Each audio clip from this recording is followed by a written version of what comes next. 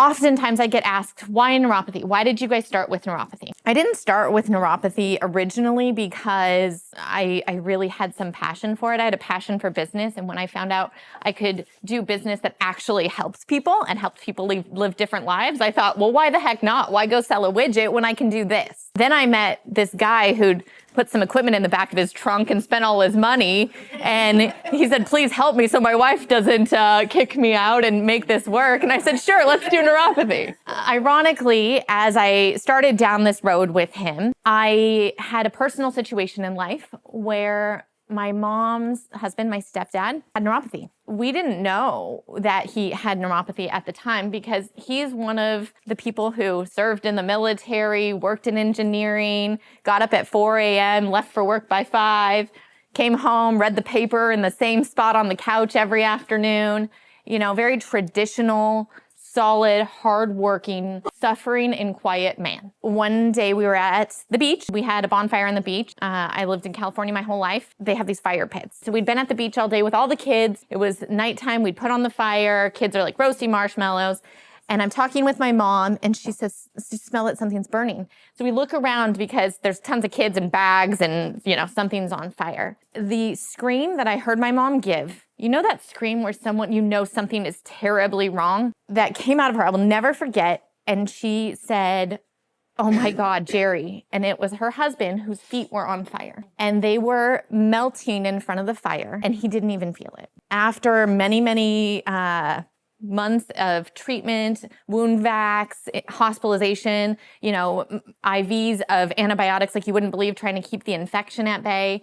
They sent him home with still open wounds. They couldn't get them to close.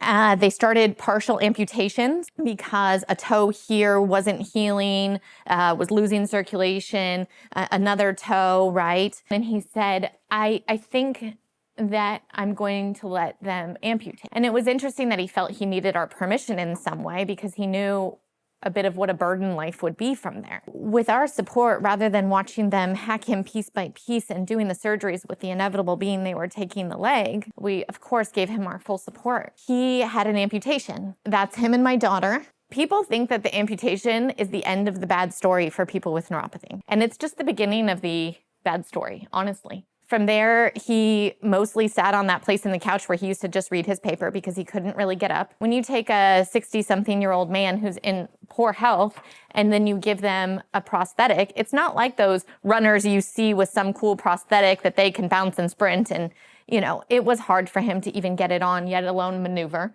And so he became more and more sedentary. My mom almost lost her business. It was a very stressful time in life. It was a very sad time in life. Couldn't make it to my wedding because it was an international wedding. He couldn't make it to see my daughter graduate, didn't make it to my sister's wedding, and never met her son because he died shortly after this picture. When I say died, he actually looked at my mom and bled out on the couch. When I talk to you guys about business this weekend, and when I talk to you guys about what you need to do to be successful, I do it because these are the stories of the children and the families of the people you help that will never know what you did for them, right? They will never tell you thank you. They will never know about their father who didn't end up like this.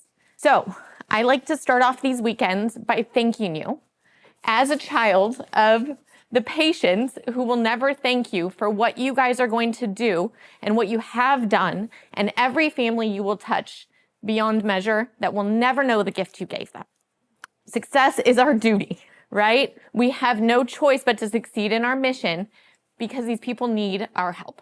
With that said, when I talk about money, when I talk about how you need to sell and how you need to enroll them, I hope that you guys understand the purpose behind it because I'm going to charge hard at business. But I do it also for the benefit of you and for the benefit of all the patients that it will affect.